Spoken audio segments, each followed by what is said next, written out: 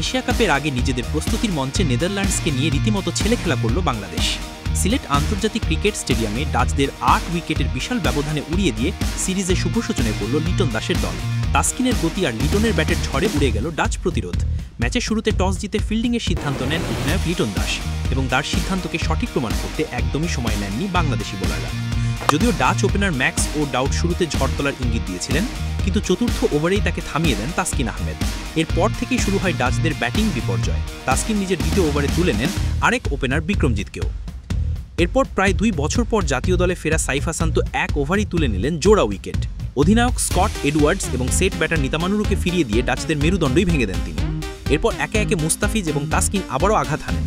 তাসকিন আহমেদ একাই তুলে নেন 4টি গুরুত্বপূর্ণ উইকেট। তার বিধ্বংসী বোলিংয়ে নেদারল্যান্ডস নির্ধারিত 20 ওভারে 8 উইকেট হারিয়ে মাত্র 136 রানেই গুটিয়ে যায়।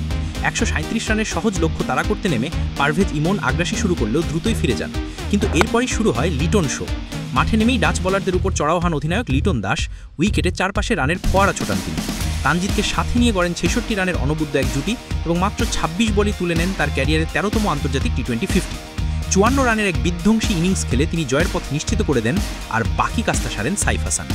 শেষ পর্যন্ত 13.3 ওভারেই মাত্র 2 উইকেট হারিয়ে জয়ের বন্দরে পৌঁছে যায় বাংলাদেশ, যেখানে সাইফ 36 রানে অপরাজিত থেকে যান। লিটন দাসের অধিনায়কত্ব এবং দলের এই পারফরমেন্স আপনার কেমন লাগলো? কমেন্টে আপনার মতামত জানান। পরবর্তী ম্যাচের আপডেট পেতে আমাদের সাথেই থাকুন।